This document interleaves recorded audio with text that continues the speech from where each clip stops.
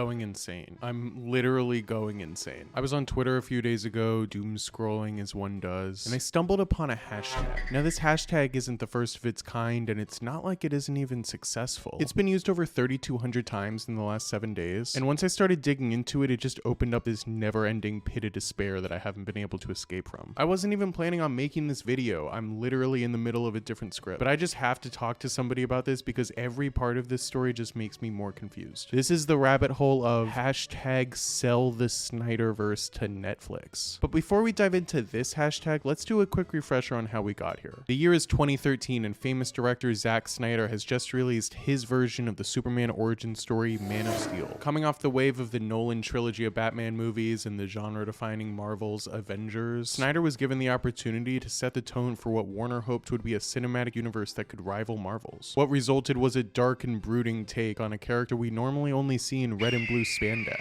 opting to create a more modern take on the character similar to Nolan. And generally, people liked the take on the character. Mostly I think that people just liked Henry Cavill as Superman, but to each their own. Regardless of what the normies think, the Snyder fans eat it up, and he gets the opportunity to make his follow-up, Batman vs Superman Dawn of Justice. And this thing is giant, but it's also a giant mess. I don't really know how you could make this better though. I think the idea was to set up the same caliber of universe Marvel had in like 5 less films. So they shove in like a million new characters and a million new actors into one big movie that's just really boring. And I'm not just saying that. This movie had the 5th biggest opening of all time until that point, and then it faced an 81% decline in the box office after everyone realized how boring it was. Then a completely different director, David Ayer, puts out one of the worst movies most people have ever seen, one of the worst movies I've ever seen with this kind of marketing budget, 2016 Suicide Squad. This is considered to be part of the Snyderverse because of some stuff that I'll talk about shortly, but just know that this movie's really bad, and it's the one with Jared Leto Joker in it. And then they make Wonder Woman, and people actually like this one. There's not much to say about it, it's just pretty okay. But fast forward, and it's finally time for Zack Snyder to make his Avengers, his superhero magnum opus, Justice League. It's everything they've been building towards: Superman, Batman, Wonder Woman, Aquaman, Cyborg, and The Flash. The film was set to shy away from the goofy quips and the color of Joss Whedon's Avengers. It would instead be a dark and moody take on the superhero team-up movie, and it would be dark and boring and have that Zack Snyder color grading. But then Zack Snyder has to leave the film due to a family emergency, so they literally bring in Joss Whedon from the Avengers to finish the movie, and they reshoot a ton of stuff to tell the silly jokes, and Henry Cavill was in the middle of filming James Bond, so he had a big mustache, and they had to CGI it out, and it still looked terrible. So the movie comes out, and it's awful, awful, awful. It's a terrible movie. And fans are pissed, and Zack Snyder's pissed because this isn't even the movie he was trying to make. So the fans band together, and they start this new hashtag campaign. Hashtag releasetheSnyderCut. And based off of things people heard in interviews and online, fans go crazy, and they start sending letters to people, and they start calling executives, and they raised $10,000 to put up billboards at Comic-Con. It was all very ridiculous for a movie that had no proof of existing. So for 2 years this went on, with fans trying to pressure studio executives into releasing another version of a movie that most people just didn't really like. Mind you, not only did people not like Justice League, but they also didn't like the movies that it was built on. Nevertheless, fans continued until May of 2020, when in an online Q&A, Zack Snyder stated that his cut of the Justice League would release on HBO Max in 2021. The Snyder Cut was composed mostly of footage that they had already filmed, so most of the budget was just CGI and editing, and making it square. And then they made a version that was black and white for some reason. Zack decided they needed to film a few more scenes, so years after the film's release, they got together Batfleck and Jared Leto Joker and wanted criminal Ezra Miller to film some scenes like literally in his driveway. Like actually in the driveway. Like there's still cars in the driveway when they're filming the scene. So they released the Snyder Cut, and it's pretty much a success all around for Warner. It gave them a big budget project with huge IP right at the beginning of their new streaming service, and it gave fans what they wanted. A high concept superhero movie about a big scary math equation called the anti-life equation, and a big treadmill called the cosmic treadmill, and a slow motion hot dog.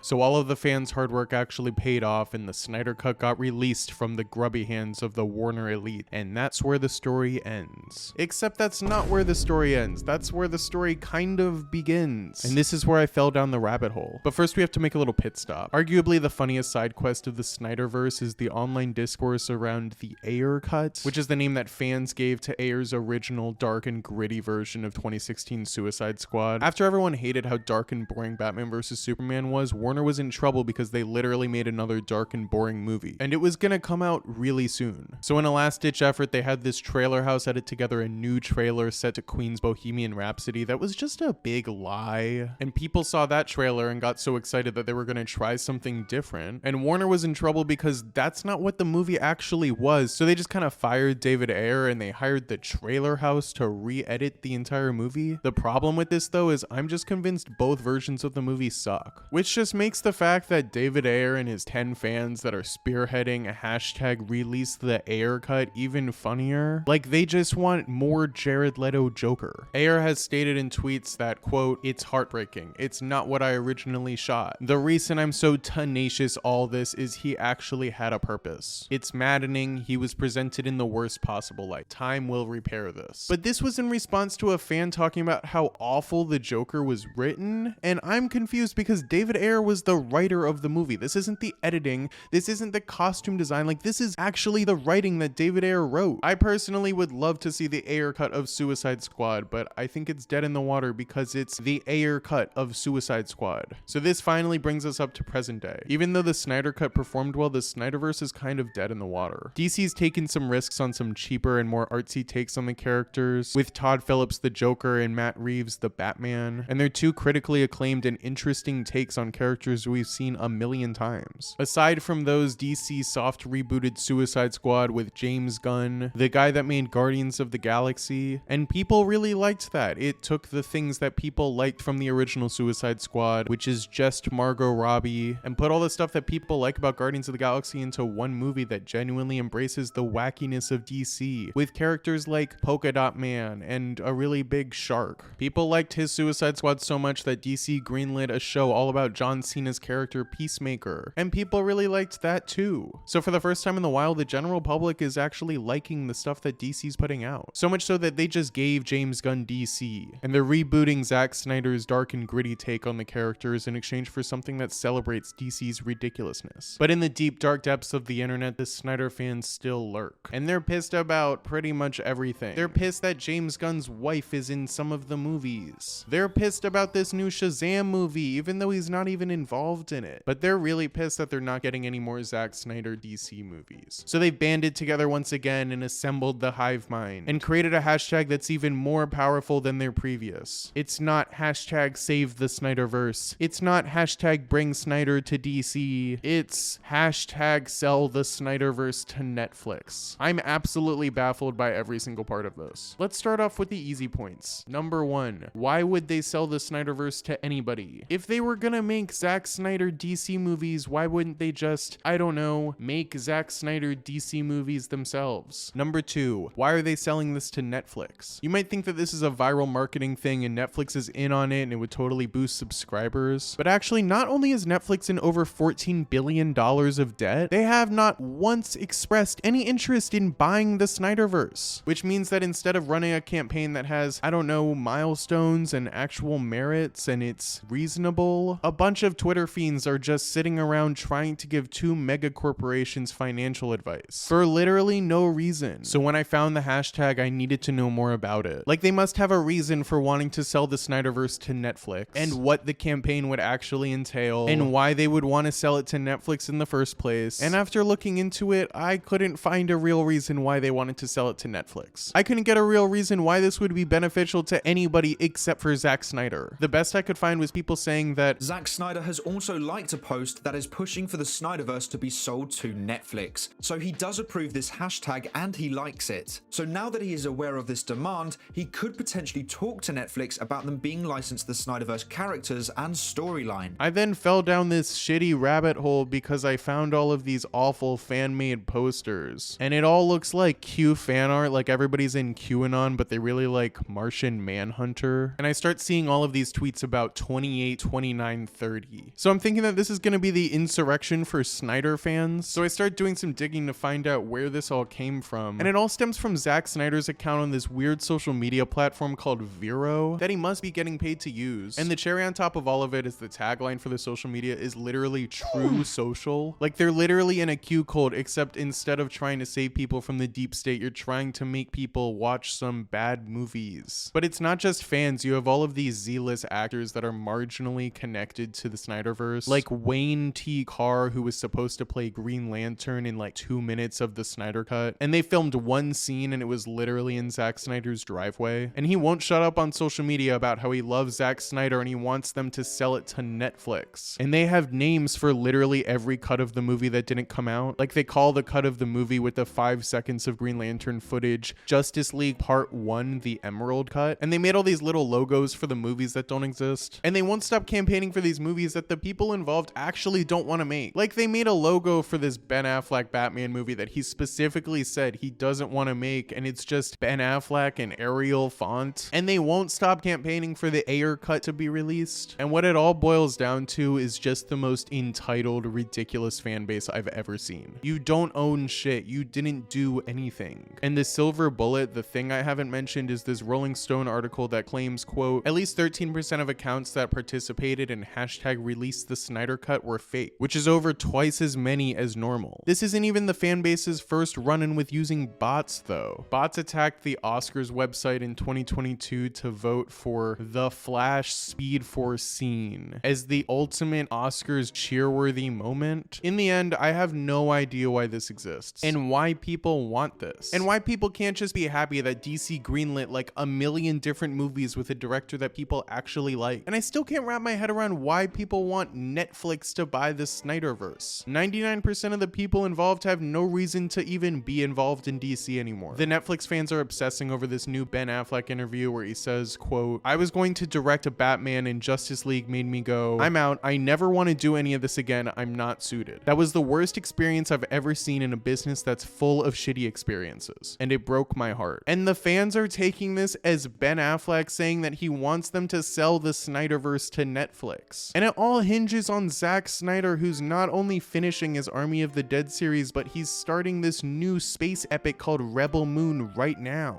Like, what makes people think he even has time for this in the first place? Every single person involved, all of these guys are ridiculous. The hashtag is 500 words too long, and I needed to get this off my chest. Thanks for watching. If you liked the video, hit the like button or subscribe. If you didn't like the video, leave a comment down below about how they should restore Edward Norton as the Hulk, or hashtag sell Andrew Garfield Spider-Man to Quibi. Who cares? See you in the next video. Goodbye.